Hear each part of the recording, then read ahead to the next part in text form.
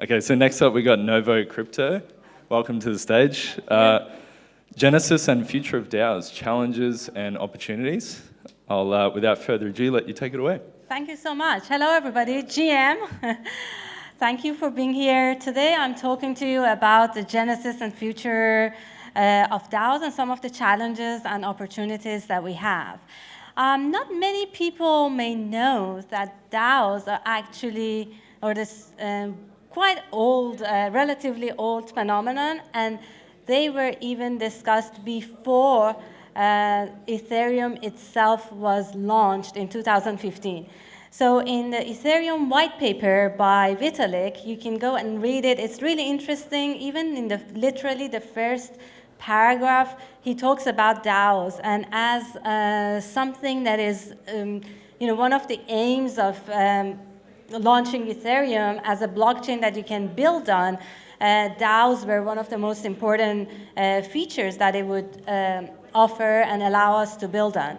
And interestingly, the first DAO, which was called DAO, was involved in a hack and a very big heist, and the Ethereum hard fork is actually the consequence of that. So the Ethereum blockchain that we use today is a result of something that happened with this DAO. We don't have time to go into it, but if you Google DAO and go and read about that hack, it's quite interesting.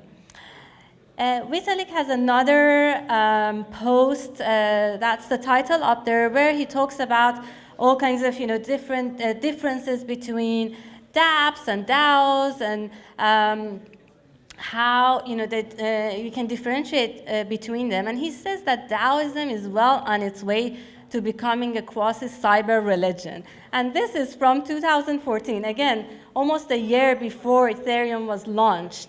I find this really interesting and not something that many people may consider.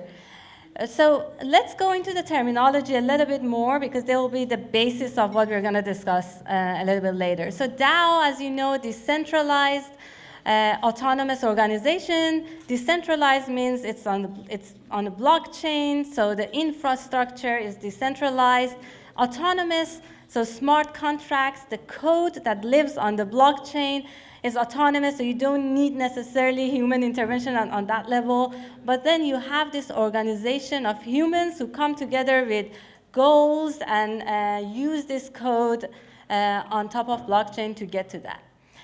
I find this definition, or this text, really interesting. The DAO of DAOs by Packy McCormick.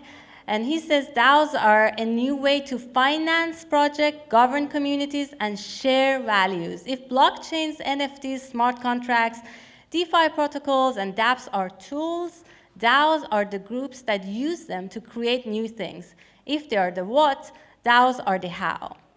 DAOs are why Ethereum was created in the first place, or one of the reasons. Follow him, he has really good, cool stuff on DAOs and other stuff. So opportunities that the DAOs offer us.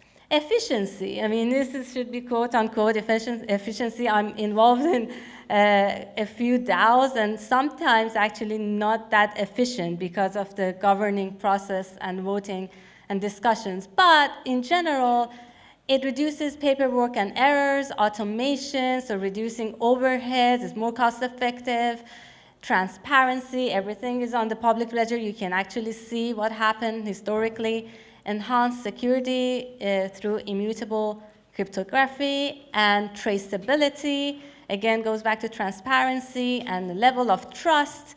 You don't need to know people personally. You can really go be involved in a DAO and trust the code and get into it, as we listen to other speakers talking about how this works in practice. Borderless, one of the really important things that can allow more people to get involved, easy for fundraising, maybe more democratic. Let's see about that. So one of the risks of DAOs as tokenized communities can be because this token as internal capital, like a DAO, to become a DAO needs to have internal capital or a token. Otherwise, it may be an app or a forum or a collective. I'll mention something about that a little bit later. But when you have tokens involved that have a financial value to them, there are some challenges that you might face. And this is the result of marrying decentralized finance with decentralized governance. Again, just another point about having this internal capital or token, really important for the definition of DAOs or to become a DAO. I'm myself a founder of a collective, Bored Ape Ladies Collective. We don't have a token as such. We want to be really 100% a DAO, but we are not yet because we don't have that token. So we take decisions in a more kind of non-decentralized way, so we don't use the tokens. But if we had a token, then we would become a DAO as well, because then people can vote through their tokens and get involved. But what can possibly go wrong?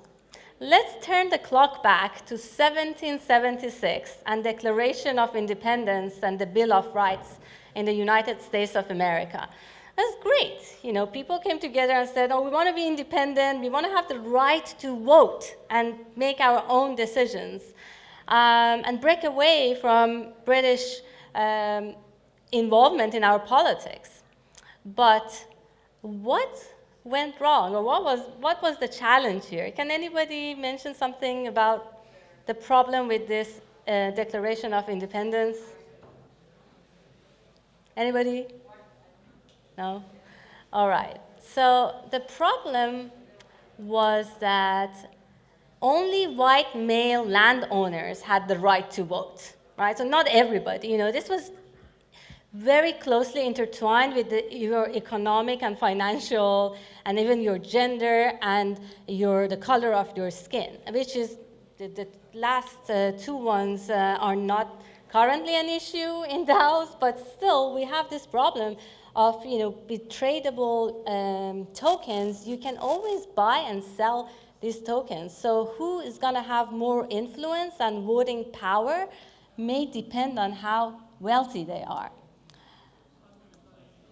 So tokens as saleable assets, that can be a problem because small group of wealthy participants or whales can manipulate or dominate the votes, as we have seen in some of the decision-making processes in some of the DAOs. Not always the case, but it can happen. So representation of economic inequalities in voting patterns. To learn more about this, you can read another paper, really interesting one, by Vitalik called Moving Beyond Coin Voting Governance. I really encourage you to read that. This offers alternatives to this format.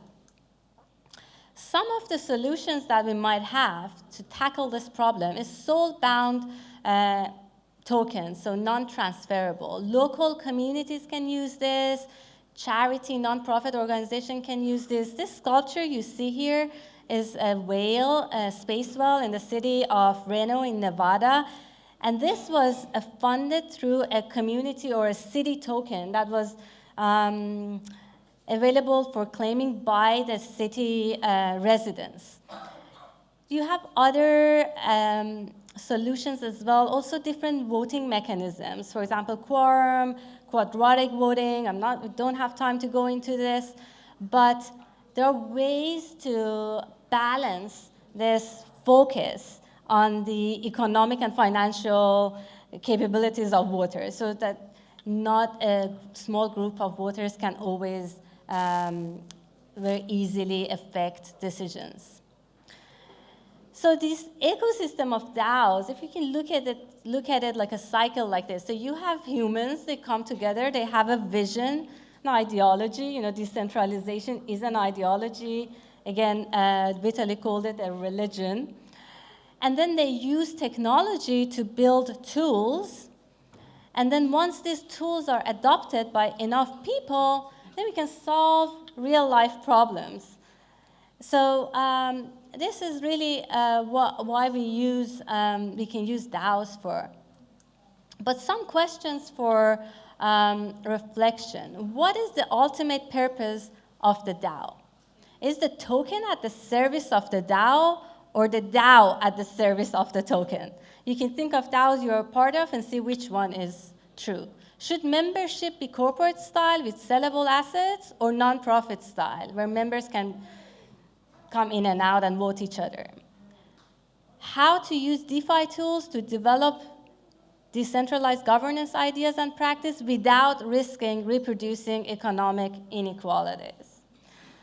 Some ideas to take away with you. I'm ran out of time, but thank you so much for listening. And if you have any more questions or any questions, you can always DM me on Twitter. That's my handle. Thank you so much.